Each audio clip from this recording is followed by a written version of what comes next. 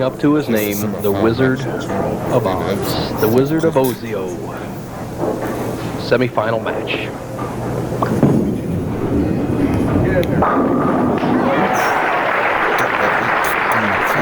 Same old story. Starting with a strike in the first frame. Once went with 6, ended there. Pops that 6 pin out of the channel into the 10. Tremendous pin action. But here's the big guy, probably the most determined, I think one of the toughest men to beat in professional bowling, not only because of his size, but of his bowling ability and his attitude. He wants to win more than any player I've ever seen. That has left the 3 pin, and there were 21 left-handers in the field of 240. This is the survivor. The big guy, 6 feet 7 inches tall, 240 pounds, cupped wrist, good knee bend, tremendous wrist action, good extension, and a little tester right here, Chris, the 3 pin. He missed that in Peoria last year when he changed balls for his spare to lose the match. He didn't change balls today, keeps that same grip after the pin that was his downfall last year. Such a smooth release at the line for such a big man. Well, the little trouble that Steve Cook had in the last year and a half simply came from a batting cage accident in 1983. He was in hitting some baseballs, and by the way, he can really hit them. He had his hand hit, and his wrist and finger were broken. And finally, Larry Lichtenstein, who is the PBA expert in ball drilling, made an amazing bowling ball. Just quickly for the people that are into bowling, he has a 1 1/4 inch thumb, a 1/2 inch reverse away from the center of the ball, and 15/16 towards the palm, and foam in the back of the thumb hole. He's got all the help. It's always a thrill to watch left-handers. The way that ball arcs into the pocket, 1-2 pocket. Here it is. The angle of attack close to the channel, then the sharp break at approximately 45 feet down the lane drives all 10 pins in the pit. Going for a double.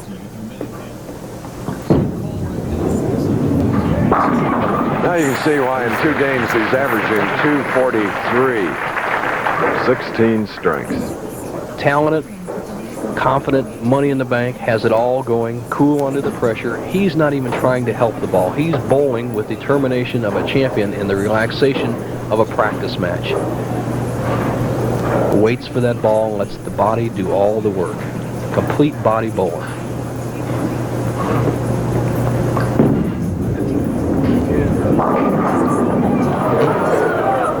Seven pin for the first time on the left lane. Playing a much deeper or more towards the center angle on the left lane, and he doesn't quite drive the 5 pin hard enough towards the 7. See the 5 pin, the 2nd pin, the ball hit, it nicks the 4, doesn't quite take out the 7. David Ozio will lead by 9 pins with this conversion.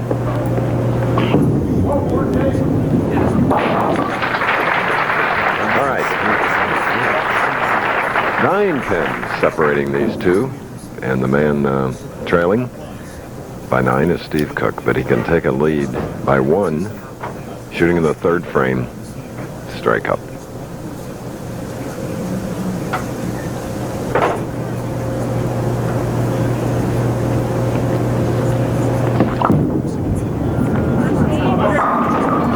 And the former Firestone champion, second once, shows what he's made of, Nelson. Just a great athlete, tremendous power, and he takes advantage of it. The full arm swing, and he lets that ball roll so smoothly off his hand at the foul line. Any one trouble that Steve Cook has had in his career out here on the Professional Bowlers Tour is an erratic release. He has it down better than I've ever seen before, and if he gets hot with that power, determination, and he's such a good disciplinarian on and off the lanes, he could be tough for years and years every week. Leads by 1, can take an 11-pin lead. Won the PBA National Doubles with his brother-in-law, Mike Albee, last year.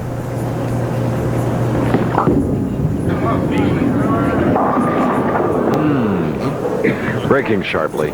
And the 2-4 standing. 2-4, tough spare 4, especially a big power player like Steve Cook. Now he's reaching back, getting that rosin pad. And I like to see what he's doing now. He just has to get the ball and avoid the chop. You don't want to take that 2-pin back off the 4. You want to cover both pins with the ball. So we mentioned the money that goes to the competitors.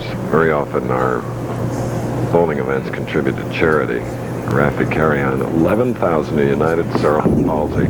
Great effort. Tremendous gesture. So we congratulate Raffi and Wendy Man Resnick. We're reaching the midway point of our third match, 1 pin separating the two. The excitement just keeps on rolling on the Professional Bowlers Tour. $125,000 shootout at the St. Louis Open next Saturday on ABC Sports. Looking at David Ozio, won the first 2 matches as we're running behind our allotted schedule. In the 4th, he left a 2-4-5 minute spare. Here in the 5th, he's shooting a 7-pin. Josh gets it. Trailing now by 3 with a spare working. Steve Cook shooting in the 5th. Aggressive, exciting Steve Cook. There's nobody, I think, that I enjoy seeing more get a string of strikes, 5, 6, 7 in a row than this big man. Wiping off the lane conditioner. Look at his wife, Candy. What a sweetheart. It looked like she was pulling on her cheek. Maybe they got a little something going down there. But Steve Cook wiping the oil off his bowling ball to get an even roll.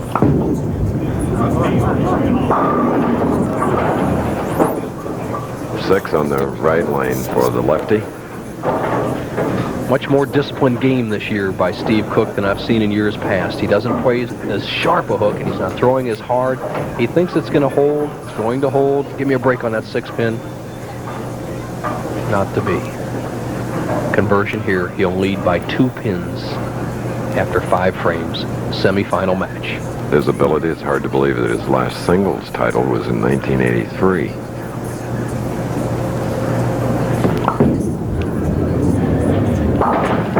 Chris, in that singles title, he bowled probably the finest game I had ever seen. You remember when he came out as the tournament leader in the Firestone Tournament of Champions, and after mediocre scoring all day long, he started with 10 strikes in a row. It culminated the championship match with a 287. Re-rack as we look at the upcoming stop to Nelson's hometown, St. Louis, $125,000 Open, followed by the Light Beer Championship, $150,000. And then the True Value Open in Peoria, King Louis Open in Overland Park, Kansas.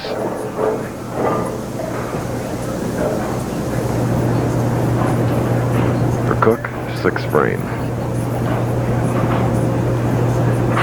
Looked off to the right, just to make sure the camera men at the other end, the newspaper people, were not moving. Wanted that one the worst way. Spare up. And it's such a close match. There's the break he wanted in the 5th frame. He finally got it in the 6th. The 3-pin goes to the sideboard, takes out the 6-10. Steve Cook leads by 2. The Wizard is up, 6th frame. And he told me before the start of today, Chris, he was starting to get tired. This is 12 straight days of bowling for David, under pressure. Well, must bring strength, I'm sure, a lot of which she gets from Lisa. Incidentally, her earlobe tugging, she told me earlier, was to say hello to her sister. The way David's making money every week, 30, 40, 50,000 a pop, and a crack at that light million, he may have his own telephone lines there, Chris. Look at his performance on the championship pair. Beautifully balanced. To retake the lead, he trails by 2. So David hasn't had it easy today, winning the first match by 5 pins and the next by 11. We'll be back with more of the third following this.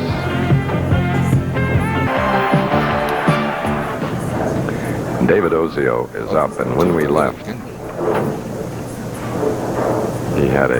he was trailing by 2, but then Steve Cook in the 7th and 8th frame doubled to take now a 12-pin lead, but Ozio has a double working, shooting in the 8th frame.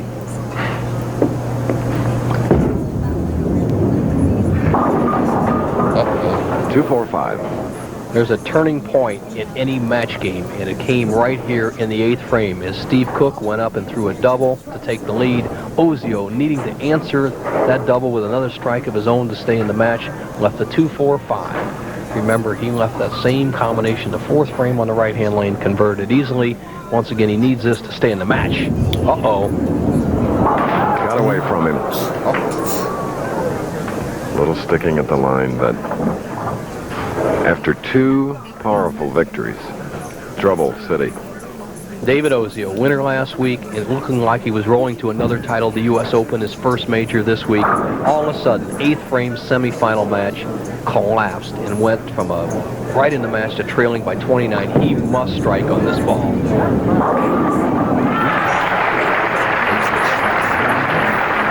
Tremendous performer. See the disappointment registered in his face. Constantly seeking perfection. And it's been a dry spell for Steve Cook of Roseville, California. Nearing the $500,000 mark in total money earned in a 9-year Professional Bowlers Association career. 3-bagger going, leading by 29. This is the 9th frame.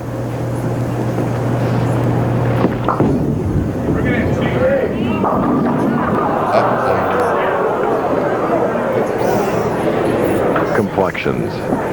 Candy Cook, she knows what that sound from the crowd means. She's trying to refigure the scoreboard, and here's what Steve Cook must do. He must just throw the ball over here at the 610 and make sure he covers the 2 pins. Don't really try to go for splits when they're straight across from each other like the 4-6. Keep up the pin count. How hard can he throw the ball, Nelson? Steve Cook, as hard as anybody he wants out there. The average shot for the strike, Chris, is around 18 miles an hour. Steve Cook, if he wants to bounce it out, should go somewhere, and he can do it well close to 25 miles an hour. Let's see what he does. There it goes. Yeah, burned it.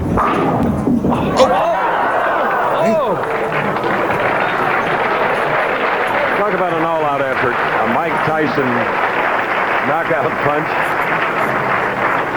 Watch what power can do. Look at him drive the 6 and the 10. Here it comes. It bounces back up on the pin deck. Nothing touches it. Just doesn't get the break. But remember, he still has the lead in the match. What a tremendous shot. Steve Cook leading by 14, going at a 2:12 pace. David Ozio still a possible 2:18. The winner will have to throw strikes in the 10th.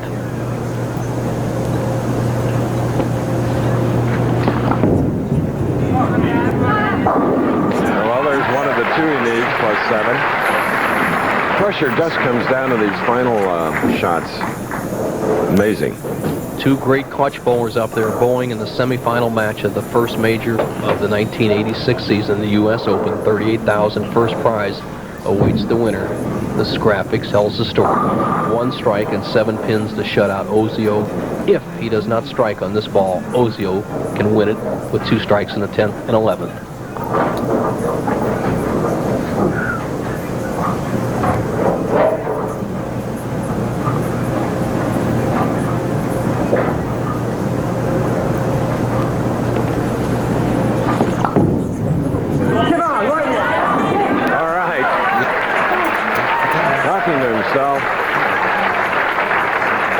Just a tremendous pressure release on his part, and what a shot. The big guy has taken over. He needs 7 pins to go on to bowl the tournament leader, another big guy, Frank Ellenberg, for the match. But this is the first time that David Ozio's opponent didn't get a bad break in the 11th frame. Del Ballard had a chance to double, solid 10.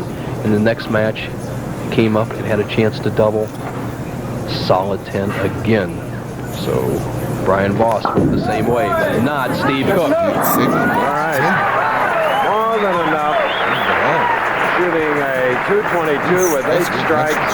Ozio, who won the first 2 with an average of 243.